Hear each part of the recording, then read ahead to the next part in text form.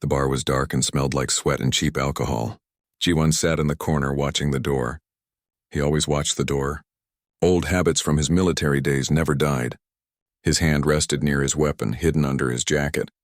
These days he worked as a bodyguard on this forgotten space station. The pay was decent and nobody asked questions about his past. Two aliens started fighting near the bar counter. Ji-won sighed and stood up. This was part of his job. He walked over calmly and grabbed both of them by their arms. They were strong, but Ji-won knew how to use their strength against them. Within seconds, both aliens were on the floor, confused about what happened. The bar owner nodded at Ji-won in thanks. Just another night.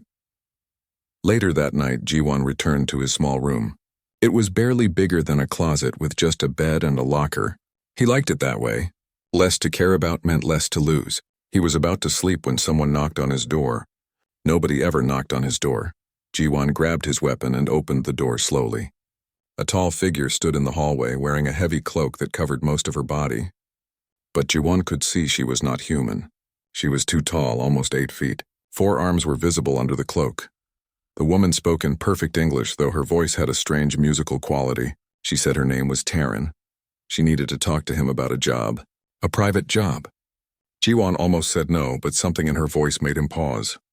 She sounded desperate. He led her inside. Taryn removed her hood. Her skin was pale blue and seemed to shimmer in the dim light. Her eyes were large and golden with no visible pupils. She was beautiful in an alien way, but her face showed pain and fear. Ji-won had seen that expression before on mothers who lost their children. She sat down and placed a metal case on the table. When she opened it, Ji-won saw more money than he had earned in 5 years. Quantum credits that could be spent anywhere in the galaxy. She said she needed his help. Her daughters had been taken.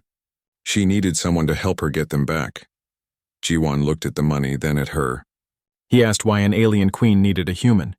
Surely she had armies and guards. Taryn closed her eyes for a moment. When she opened them again, tears were running down her face. She explained that she could not trust her own people. Someone close to her had betrayed her. The kidnappers were from her own military. If she used official channels, her daughters would die. She had heard about Ji-won through her contacts in the underworld. They said he was good at impossible jobs. They said he never left anyone behind. She needed someone like that, someone who had nothing to lose and everything to prove. Ji-won wanted to refuse. This was not his problem. These were not his people. But then Taryn showed him a hologram. 3 young girls appeared in the air above the table. The oldest looked strong and serious. The middle one had curious, intelligent eyes. The youngest was smiling, holding a small toy. They all had their mother's golden eyes. Something about the youngest girl made Ji-won's chest hurt. She reminded him of someone he failed to protect long ago. His little sister had that same innocent smile. She died when Ji-won was supposed to be watching her. A bomb in a shopping center. He was too far away to save her. That was why he left Earth. That was why he became what he was. He asked how old the girls were. Taryn said the oldest, Hana, was 19. The middle daughter, Yuna, was 16. The youngest, Mira, was only 13. All 3 were taken from a diplomatic meeting 3 days ago. The guards with them were all killed. Taryn barely escaped. Ji-won asked who took them. Taryn explained about Commander Varric, one of her top military leaders. He wanted to take over the Empire. He believed Taryn was too soft, too focused on peace. He wanted to use her daughters as hostages to force her to give up her throne. If she refused, he would kill them. The human looked at the money again. It was enough to retire, to disappear forever. He could go anywhere, do anything. But he knew he would never spend it in peace. Every time he closed his eyes, he would see those 3 girls. He would see his sister's face. He pushed the case back toward Taryn and said he would do it, but not for money. She looked confused. Ji-won explained that he wanted half now and half when the job was done. She agreed immediately. He shook his head. She did not understand. The half he wanted now was information. Everything she knew about where the girls were held, who guarded them, and what defenses they had. Taryn smiled for the first time. It was a sad smile, but genuine. She said she knew she chose the right person. She pulled out a datapad and began sharing everything she knew. The girls were held on a moon called Draxus, in an old military base. It was heavily guarded. The moon's atmosphere was toxic to most species. Getting there would be dangerous. Getting inside would be nearly impossible. Ji-won listened carefully, memorizing every detail. He asked questions about guard rotations, supply deliveries, and emergency protocols. Taryn answered everything she could. Some things she did not know. Varric had been planning this for a long time. He was not stupid. After 2 hours, Ji-won had enough information to start planning. He told Taryn to rest. They would leave in the morning. She asked where she should stay. Ji-won pointed to his bed. He would sleep on the floor. She tried to refuse, but he insisted. She needed to be strong for her daughters. That night, Ji-won could not sleep. He lay on the cold floor, thinking about what he agreed to do. This was suicide. He was one human going against an alien military. They had better weapons, better armor, better everything. But they did not have his desperation. They did not know what it felt like to fail someone and live with that guilt. He heard Taryn crying softly in the dark. She tried to hide it, but sound carried in the small room. Ji-won pretended not to notice. Everyone had the right to their pain. He knew that better than anyone.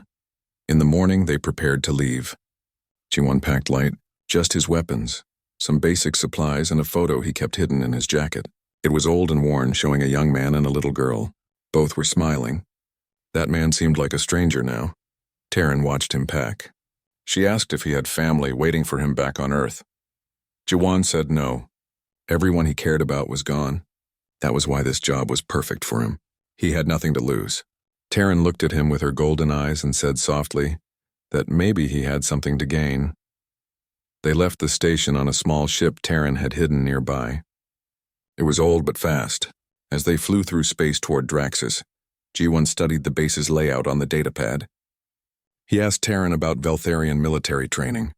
She explained their combat styles, their weapons, their tactics. Everything was advanced, precise, and efficient. Ji-won smiled. That was good.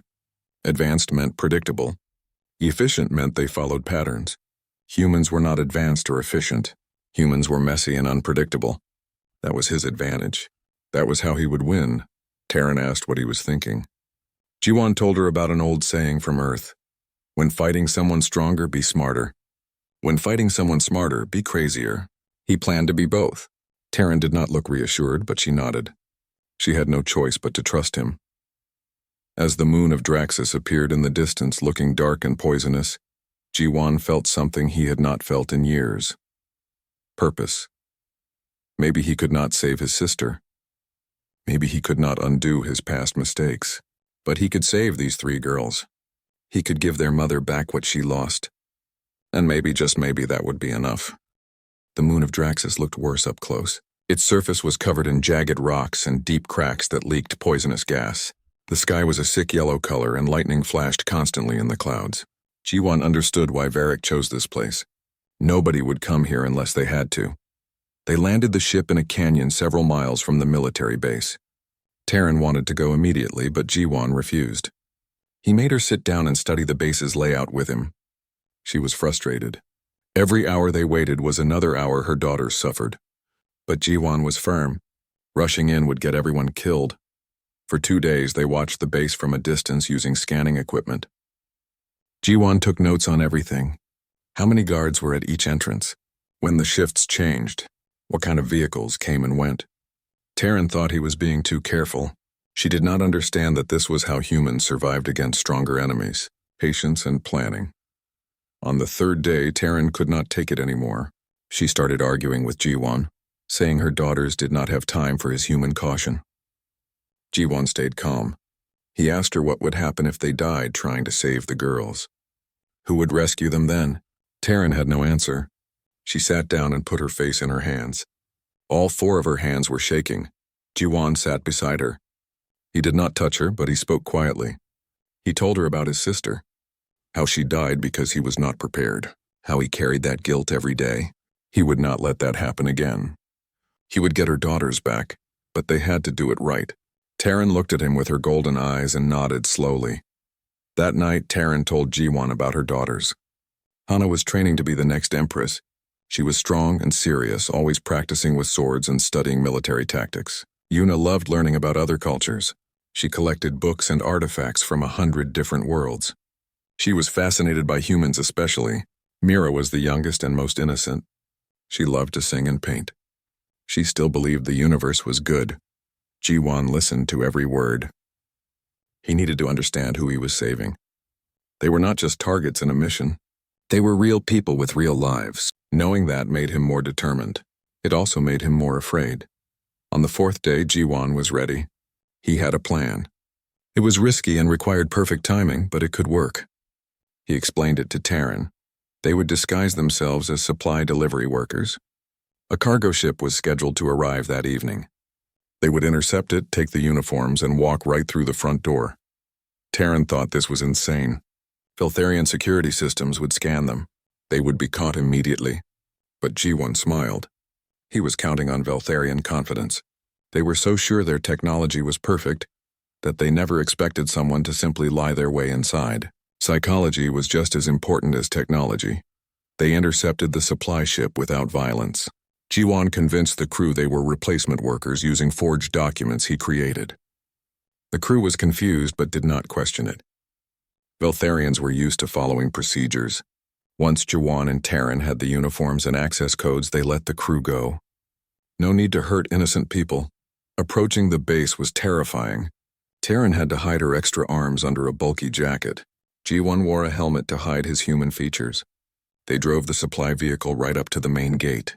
A guard approached and asked for identification. Ji-won handed over the stolen credentials and acted bored, like this was just another routine delivery. The guard scanned the documents. For a moment, Ji-won thought they were caught. His hand moved closer to his hidden weapon, but the guard just waved them through. They were inside. The base was huge and maze-like. Ji-won had memorized the layout, but seeing it in person was different. They pushed their cart through the corridors, trying to look natural. Other workers passed by without giving them a second glance. Everyone was too focused on their own jobs to notice anything wrong. They reached a security checkpoint. This one was more serious. 2 armed guards stood beside a scanning machine. Ji-won knew the machine would detect their weapons. He could not talk his way past this one. He would have to fight. But then something unexpected happened. Another alarm went off somewhere in the base. It was not related to them, just a routine drill. But it was enough distraction. The guards turned away to check their communications. Ji-won and Taryn slipped past while everyone was confused. Sometimes luck was better than skill. They found a computer terminal in an empty room. Yuna would be proud, Taryn said as she hacked into the system. She searched for where her daughters were being held. The computer showed 3 different locations. The girls were separated. That made sense. It was harder to rescue them if they were not together. Ji-won studied the map. Mira was closest. She was being held in the detention wing on this level. Hana was in a different building, probably because she was the most dangerous. Yuna was in the communications section. Varric was keeping her there to prevent her from hacking his systems. Smart. They needed to split up. Ji-won would go after Hana and Yuna. Taryn would stay near Mira. It was the only way to save all 3 before the alarm was raised. Taryn did not like this plan. She wanted to be the one to rescue her daughters. But Ji-won convinced her that her presence would be detected faster. She was too recognizable. He was just another anonymous human. Before they separated, Taryn grabbed Ji-won's arm with one of her hands. She looked directly into his eyes and said thank you, not for the rescue but for giving her hope. Ji-won nodded. He promised her that he would bring her daughters back. All 3 of them. Or he would die trying. Ji-won made his way to the communications section first. It was heavily guarded, but most of the guards were watching the exterior doors, not the interior hallways. He climbed through the ventilation system, something his military training prepared him for. The vents were tight and hot, but they let him move unseen. He found Yuna in a locked room working on some kind of alien computer. She looked tired but unharmed. When Ji-won dropped from the vent, she jumped in surprise. Then she saw his face and realized he was human. She asked if her mother sent him. Ji-won nodded and began working on the door lock. Yuna watched him with curious eyes. She asked questions about Earth while he worked. What were humans really like? Were the stories true about their wars and music and art? Ji-won answered briefly, focused on the lock. Finally, it clicked open. Yuna smiled and said humans were more interesting than she imagined. They moved to find Hana next. This was more dangerous. Hana was being held in a maximum security cell because of her combat training. There were guards everywhere. Ji-won could not fight them all. He needed another approach. Yuna had an idea. She could hack the security system and create a false alarm in another part of the base. That would draw the guards away. Ji-won was impressed. The girl was as smart as her mother said.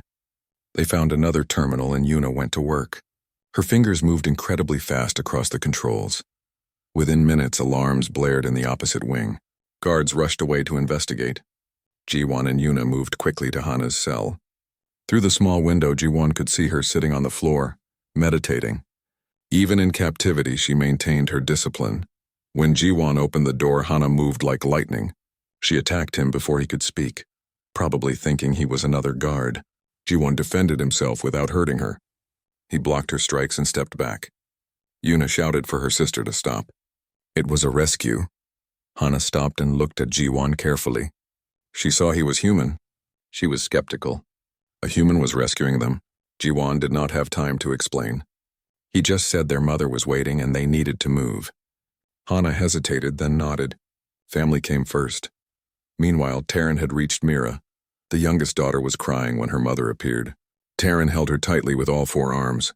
Mira asked if this was real or another trick. Varric's people had shown her fake videos trying to break her spirit. Terran promised it was real. She would never leave her. But then Varric himself appeared with soldiers. He had been waiting for this. He knew someone would try to rescue the girls. He just did not expect it to be Terran personally. He smiled coldly and told his soldiers to surround them. Terran pushed Mira behind her and drew her energy blades. If this was the end, she would fight like an empress. The situation looked hopeless. But Terran was not alone anymore. Ji-won, Hana, and Yuna arrived just in time.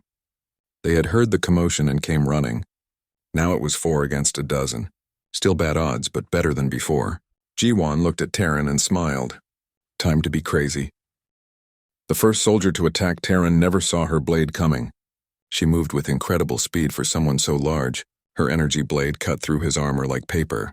2 more soldiers rushed forward.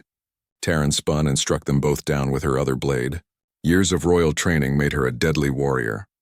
Hana fought beside her mother with the same graceful violence. She did not have weapons, but she did not need them.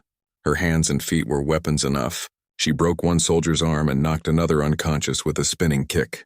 Even after days in captivity, she was still dangerous. Ji-won took cover behind a pillar and fired his weapon carefully. Each shot counted. He did not have unlimited ammunition like the Veltharian soldiers. But he did not miss. 3 soldiers fell before they realized where the shots came from. Ji-won moved to a new position before they could return fire. Stay moving. Stay alive. Yuna stayed behind cover, but she was not helpless. She used her datapad to hack into the base's systems. Suddenly, doors locked randomly, trapping some soldiers away from the fight. Lights flickered and went dark in sections of the corridor. Security cameras showed false images. Yuna was fighting with her mind, and it was working. Mira watched everything with wide eyes. She was terrified but trying to be brave. Her mother had told her to stay down to hide. But when she saw one soldier aiming at Ji-won's back, she did not hesitate. She threw a piece of broken metal at the soldier's head. It hit him hard enough to ruin his aim. Ji-won turned and finished the job with a quick shot. He glanced at Mira and nodded thanks. She had just saved his life. Varric watched the fight with cold anger. This was not going as planned. A human and 3 prisoners should not be winning against his elite soldiers. But they were. He grabbed his own weapon and joined the battle. If his soldiers could not handle this, he would. Varric aimed at Terran and fired. The shot hit her in the shoulder, spinning her around. She fell to one knee, her blade dropping from her hand. Varric smiled and walked forward. Finally, the false empress would fall. But before he could fire again, Hana was there. She threw herself at Varric with a scream of rage. The 2 of them fought hand to hand. Varric was stronger and more experienced. Hana was faster and angrier. They traded blows that would have killed normal people.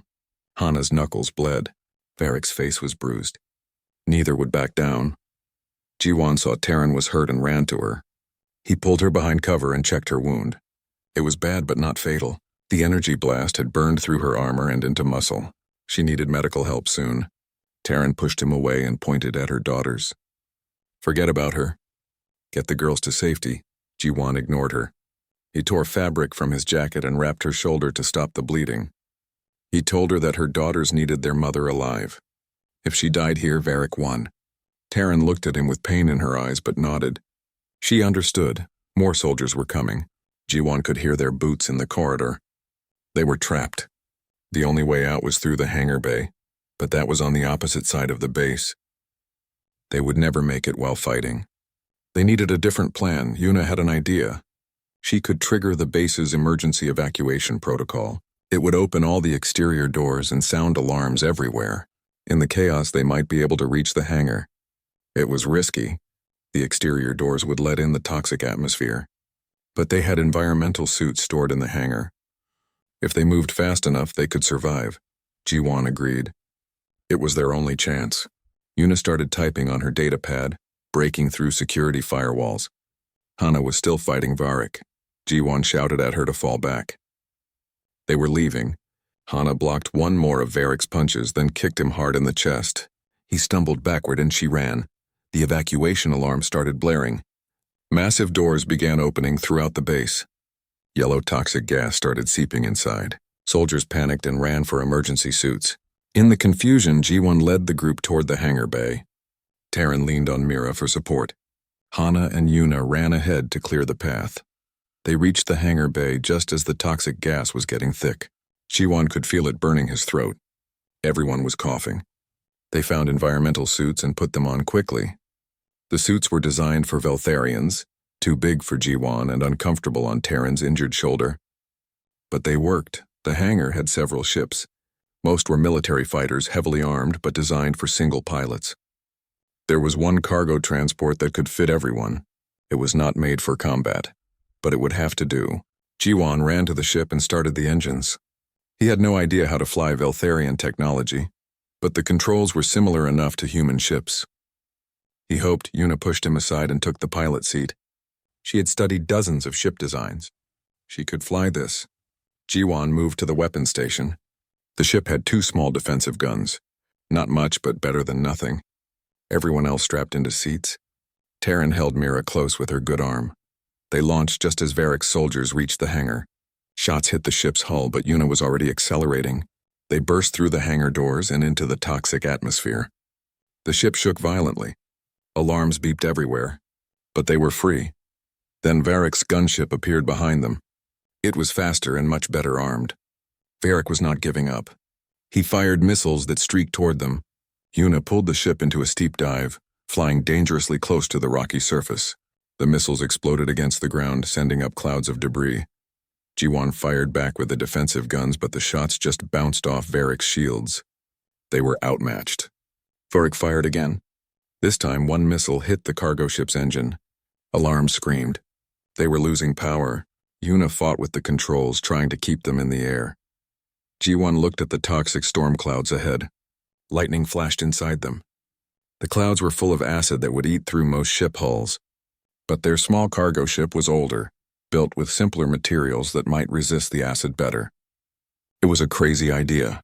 It would probably kill them. But staying here definitely would. He told Yuna to fly into the storm. She looked at him like he was insane. He probably was, but it was their only chance. Varric's gunship was too valuable. He would not risk it in the acid clouds. Yuna took a deep breath and turned the ship toward the storm. They entered the clouds and everything went dark. Acid rain hammered the hull. Lightning struck nearby, making the lights flicker. The ship was falling apart around them. Warning lights covered every screen, but they were still flying. Behind them, Varric followed into the storm. His larger ship immediately started taking damage. The acid ate through his advanced shields. His weapons systems failed. He was forced to turn back or lose his ship. He watched the cargo transport disappear into the storm. He had lost, for now. Yuna guided them through the storm using instruments alone. She could not see anything through the acid rain on the windows. Every second felt like an hour. Then suddenly they broke through the clouds on the other side. Clear space stretched ahead. They had made it. The ship was barely holding together. Hull plates were melting. One engine was completely dead. But Yuna managed to get them away from the moon and into open space. They just needed to reach somewhere safe. Somewhere they could rest and plan their next move. Hana was looking at her mother's wound. It had started bleeding again during the escape. Taryn's face was pale. She needed real medical attention soon. Jiwon asked if anyone knew where to find a doctor. Yuna said there was an abandoned space station a few hours away. Nobody went there anymore, but it might still have working medical equipment. They set course for the station. Everyone was quiet, processing what just happened. They had survived, barely. Taryn looked at each of her daughters. Mira was safe in her arms. Yuna was flying the ship with skill. Hana sat nearby, bruised but unbroken. They were together again. That was all that mattered. Then Taryn looked at Jiwon. The human was checking his weapons, reloading and cleaning them with practiced efficiency. He looked tired but determined. She had hired him to rescue her daughters. He had done that and more. He had fought beside them like family. She realized she no longer saw him as just a hired soldier. He had become something more. Mira noticed her mother watching Jiwon. The youngest princess smiled and whispered that she liked the human. He was brave and kind. Taryn smiled too. Yes, he was. Hana overheard and grunted. She would never admit it, but the human had proven himself. Even Yuna glanced back at Jiwon with respect in her eyes. Jiwon felt their eyes on him and looked up. He asked if something was wrong. Taryn shook her head. Nothing was wrong. For the first time in days, something was right. Her daughters were safe. They had a human warrior watching over them, and somewhere ahead was a place to rest and heal. But Jiwon knew this was not over. Varric was still out there. He would not stop hunting them. And somewhere in Taryn's government was a traitor helping him. They had won this battle, but the war was just beginning. Still looking at the three sisters alive and together, Jiwon felt something he thought he had lost forever. Hope. The abandoned space station appeared ahead, dark and silent against the stars. It looked like it had been empty for years, but it would serve their purpose. They could hide here, treat Taryn's wound, and figure out their next move. Yuna brought the damaged ship in carefully, landing in the station's old docking bay. The abandoned space station was cold and empty. Dust covered everything. The air recycler still worked, barely. They found a medical bay on the 3rd level. Most of the equipment was old, but Jiwon had been a field medic in the military. He knew how to work with limited supplies. Taryn lay on the medical table while Jiwon cleaned her wound. The energy blast had done serious damage. Her alien biology was different from humans, but pain was universal. She gritted her teeth and did not make a sound. Hana held her mother's hand. Mira sat nearby watching with worried eyes. Yuna searched the station's computers for any useful information. As Jiwon worked, Hana started to respect him more. She had thought humans were weak and primitive. But this human was skilled and calm under pressure. He worked on her mother's injury with steady hands, never hesitating. When he finished, the wound was closed and bandaged properly. Taryn would recover. After the medical work was done, Hana felt dizzy. She had been hiding her own injury. During the fight with Varric, she took a hard hit to her ribs. She did not want anyone to worry, so she said nothing. But now the pain was too much. She stumbled and nearly fell. Jiwon caught her and made her sit down. He examined her ribs carefully. 2 were cracked, maybe broken. He wrapped them tightly and gave her medicine for the pain. Hana tried to protest. She was supposed to be strong. Jiwon told her that being strong meant knowing when to accept help. Those words stayed with her. That night, they all stayed in the medical bay. It was the warmest room in the station. Mira could not sleep. She kept having nightmares about Varric's soldiers. Jiwon noticed and sat beside her. He started telling her stories about Earth, stories about mountains and oceans and cities filled with lights. Mira listened and slowly fell asleep. While everyone slept, Yuna worked on the station's computers. She was trying to access galactic news networks to see what was happening in the Empire. What she found was disturbing. Varric had announced that Taryn was dead. He claimed the rescue attempt failed and everyone died in the explosion. He was taking control of the government. Yuna dug deeper into the data files. She found encrypted messages between Varric and someone in the Imperial Palace. Someone close to Taryn was helping him. The messages went back years. This conspiracy was bigger than they thought. Yuna felt sick as she read the files. Someone her mother trusted had betrayed them all. In the morning, Yuna showed everyone what she found. Taryn could not believe it. Who would betray her? She had been fair and kind to her advisors. She treated them like family. Yuna pulled up the message logs. The traitor's codename was Shadow. The messages were always careful, never using real names. Ji-won studied the messages carefully. He had experience with intelligence work from his military days. He noticed patterns in how Shadow wrote. The person was educated and high-ranking. They knew military protocols and palace schedules. That narrowed it down to maybe 5 people in Terran's inner circle. He suggested they set a trap. They would send a fake message through official channels, claiming they were hiding at a specific location. If Varric showed up there, they would know the information leaked through Shadow. It was risky. If Shadow figured out the trap, they would be in danger. But they needed to know who the traitor was. Terran agreed to the plan. She sent an encrypted message to her most trusted advisors, claiming they were hiding on a mining colony in the Outer Rim. Then they waited. It took only 6 hours. Varric's forces mobilized toward the fake location. The trap worked. Someone had leaked the information. Yuna traced the leak back through the network. The message had been forwarded from inside the Imperial Palace. She narrowed it down to a specific terminal. When she saw whose terminal it was, she felt her heart break. Admiral Kira, the woman who had been Terran's friend since childhood. The woman who trained Hana in combat. The traitor was someone they all loved. Terran refused to believe it at first. Not Kira, anyone but her. They had grown up together. They had fought wars together. Kira was supposed to be loyal until death, but the evidence was clear. Kira was Shadow. She had been helping Varric for years, waiting for the right moment to strike. The Empress sat in silence for a long time. Her daughters did not know what to say. They had known Kira their whole lives. She was like an aunt to them.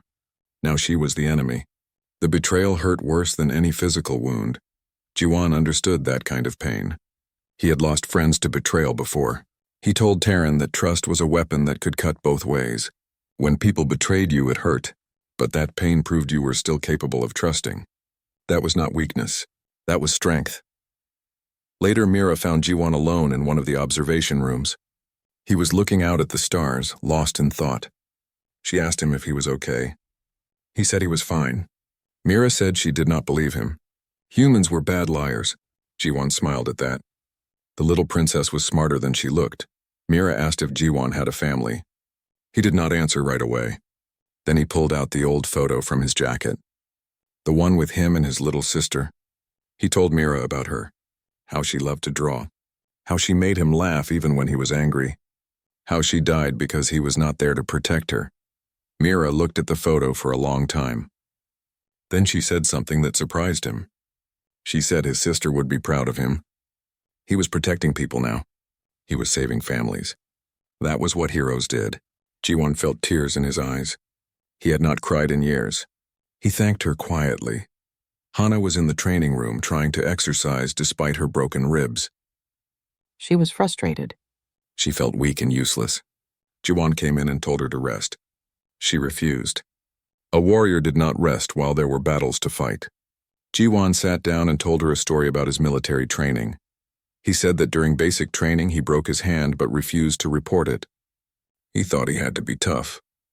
But the injury got worse and he could not complete his training. His instructor told him that stupidity was not strength. Knowing your limits was wisdom. Hana listened and finally stopped exercising.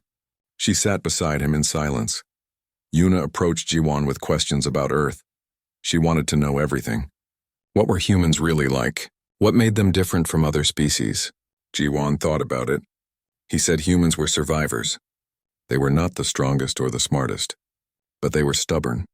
They never gave up even when they should. Yuna asked if that was why he came to help them. Ji-won said he came because he saw Mira's face in that hologram and remembered his sister. But he stayed because all 4 of them deserved to be together. Family was worth fighting for, even if it was not his family. Terran called everyone together. She had made a decision. They could not hide forever. Varric controlled the military and the government. He would eventually find them. They needed to take the fight to him. They needed to return to the capital and expose his crimes to the Galactic Council. The Galactic Council was a group of powerful species that governed interstellar law. If Terran could prove Varric staged a coup, they would intervene. But reaching the council would be nearly impossible. Varric controlled all the major space routes. They would have to fight their way through. Ji-won asked what they had for weapons and ships. Not much. The cargo transport was barely functional. They had some small arms and a few explosives. Against Varric's fleet it was nothing, but Jiwan had fought impossible battles before. The key was not to fight fair. The key was to be unpredictable. He started making plans. They would need to move fast and strike hard. No prolonged battles, hit-and-run tactics. Use surprise and confusion. Make Varric's advantages meaningless. It was a long shot, but it was their only shot. That night, Hana approached Jiwan privately. She said she misjudged him. She thought humans were weak, but she was wrong.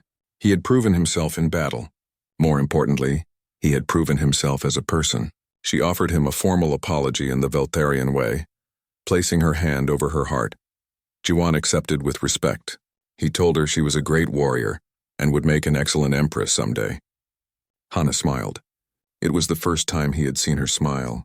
It changed her whole face. She looked younger, less burdened. For a moment she was just a 19-year-old girl, not a warrior princess. As everyone prepared to leave the station, Mira came to Jiwan with something in her hands. It was a bracelet she had made from spare wires and metal pieces. She said it was a protection charm. In Veltharian culture, family members gave these to warriors before battle. She wanted him to have one. Jiwan put it on his wrist. He said he would wear it until the job was done. Mira hugged him tightly. She whispered that he was brave and kind, and she hoped he would stay with them forever. Jiwan did not know what to say to that. He just hugged her back. They boarded the repaired cargo ship. Yuna had managed to fix the worst of the damage. It would not win any races, but it would fly. Terran took one last look at the empty station. They had found shelter here when they needed it most.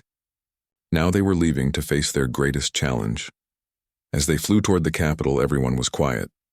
They all knew what was coming. A battle they might not survive, but they were together. A human and 4 aliens united by circumstances and loyalty. Whatever happened next, they would face it as a family. The capital city of Zyros Prime looked different now. Military ships patrolled the skies. Soldiers stood on every corner. Varric had turned the beautiful city into a fortress. The people walked with their heads down, afraid to speak. This was not the empire Terran had built. The Galactic Council building stood in the center of the city. It was neutral territory protected by ancient laws. Even Varric could not attack it directly, but getting there would be nearly impossible. His soldiers controlled every street. Snipers watched from the rooftops. It was a death trap. Jiwan studied the route carefully. There was no sneaky way to do this. They would have to walk right through the center of the city. Terran would be bait, drawing all attention. Jiwan would be her shield, protecting her from attacks. Hana and Yuna would create diversions elsewhere to split Varric's forces. Mira would stay with her mother. Hana did not like this plan. She wanted to fight beside her mother, but Jiwan convinced her that splitting up was their only chance. If they all walked together, they would all die together. This way, at least some of them might survive. Hana finally agreed, but she was not happy about it. They landed on the outskirts of the city. Hana and Yuna left immediately to begin their part of the mission. They would attack military supply depots on opposite ends of the city. Varric would have to send soldiers to stop them. That would clear some of the streets for Terran and Jiwan. Terran, Jiwan, and Mira started walking toward the city center. Terran wore her royal armor, making no attempt to hide who she was. People on the streets saw her and gasped. The dead empress was alive. Word spread quickly. Crowds began to gather, some cheering, some just watching in shock. The first attack came from a rooftop. A sniper's shot aimed at Terran's head. Jiwan saw the glint of the scope just in time. He pushed Terran aside and raised the energy shield he had taken from the military base. The shot hit the shield and deflected. Jiwan returned fire, forcing the sniper to take cover. More shots came from different directions. Jiwan moved constantly, keeping himself between Terran and the shooters. Each shot that hit him was absorbed by his armor or shield. He felt every impact, but he did not stop moving. His job was simple: keep Terran alive. Nothing else mattered. Soldiers appeared in the streets, blocking their path. Terran drew her energy blades and cut through them with deadly precision. She was an empress trained in combat since childhood. Even injured, she was dangerous. The soldiers fell back, shocked by her ferocity.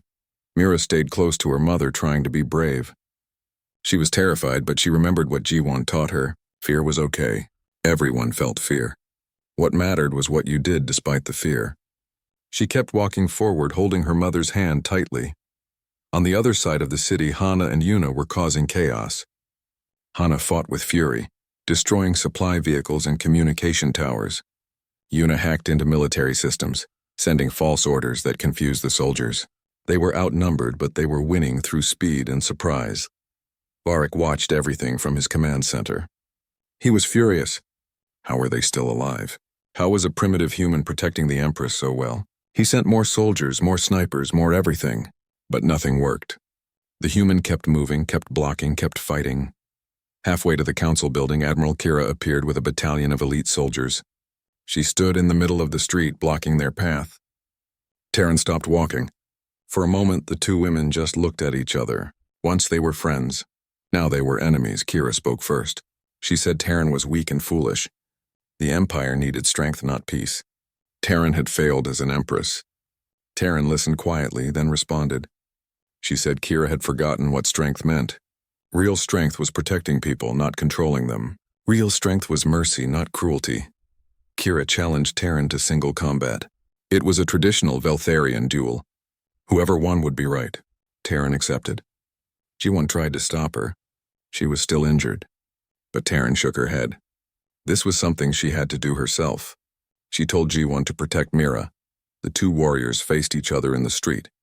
Crowds watched from windows and doorways. This was a battle that would decide the fate of the Empire. Kira attacked first, moving with incredible speed. But Terran was ready. Their energy blades clashed, sending sparks flying. They fought with skill earned through decades of training. Kira was faster, but Terran was stronger. Every strike was precise and deadly. They knew each other's techniques perfectly. They had trained together as children. Now that knowledge was being used to try to kill each other. Terran took several hits, her old wound opening again. Blood stained her armor, but she did not fall. She thought about her daughters. She thought about all the people counting on her. She fought with everything she had left. Finally, she saw an opening. Kira had overextended on an attack. Terran struck. Kira fell to her knees, defeated. Terran stood over her with blade raised. According to tradition, she should kill her opponent.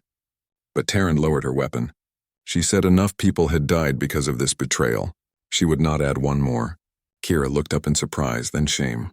She had lost everything, including her honor. The elite soldiers saw their commander defeated. Most of them surrendered. They had no loyalty to Varric. They were just following orders. With Kira down, the way to the council building was clear. Terran, G1, and Mira started walking again. They were so close. Then Varric himself appeared. He was done waiting. He came with his personal guard and heavy weapons. He aimed directly at Terran and fired. The shot would kill her instantly. But G1 moved faster than thought. He threw himself in front of the blast, his shield taking the full impact. The energy blast shattered the shield and threw G1 backward. He hit the ground hard and did not move. Terran screamed. Mira ran to him, calling his name. G1's armor was cracked and smoking. He was barely conscious, but he was alive. Varric prepared to fire again. But before he could, Galactic Council forces appeared. They had been monitoring the situation. Varric's attack on neutral territory had given them authority to intervene. Council soldiers surrounded Varric and his guards. He was trapped. The council representatives approached Terran. They had seen everything. They had evidence of the kidnapping, the coup attempt, and Varric's crimes. They declared him a war criminal and arrested him on the spot. Varric screamed in rage as they took him away. But it was over. He had lost. Terran immediately went to G1. He was hurt badly but alive. Medical teams arrived and began treating him. He looked up at Terran and smiled weakly. He said the job was done. She was safe. Her daughters were safe. Now she needed to be the empress her people needed. Hana and Yuna arrived, having fought their way through the city. They saw G1 on the ground and ran to him. Even Hana had tears in her eyes. The human had saved them all. He had become part of their family. They could not lose him now. G1 was taken to the Imperial Medical Center. He spent 2 weeks recovering. His body was covered in burns and bruises. But he was tough. Human stubbornness kept him alive when he should have died. Slowly he healed. During his recovery, the princesses visited him every day. Mira brought him drawings she made. Yuna told him about the new book she was reading. Hana practiced meditation with him, teaching him Veltharian techniques. Terran sat beside his bed often, just keeping him company. When Jiwan was finally healed, Terran offered him anything he wanted: money, land, a position in the government, anything. Jiwan thought about it for a long time. Then he said he wanted to go home. He wanted to return to Earth and face his past. He needed to visit his sister's grave and finally make peace with himself. Terran understood. She had a ship prepared for him, the fastest and best in the fleet. But before he left, she had one more thing to give him. In a special ceremony, she made him an honorary member of the royal family. He would always have a place among them. The princesses stood beside their mother, all four with tears in their eyes. Mira gave him a new protection charm, better made than the first. She made him promise to come back and visit. Yuna gave him a datapad filled with books and music from 100 different worlds. Hana simply hugged him, something she never did with anyone. She whispered that he was the bravest warrior she ever met.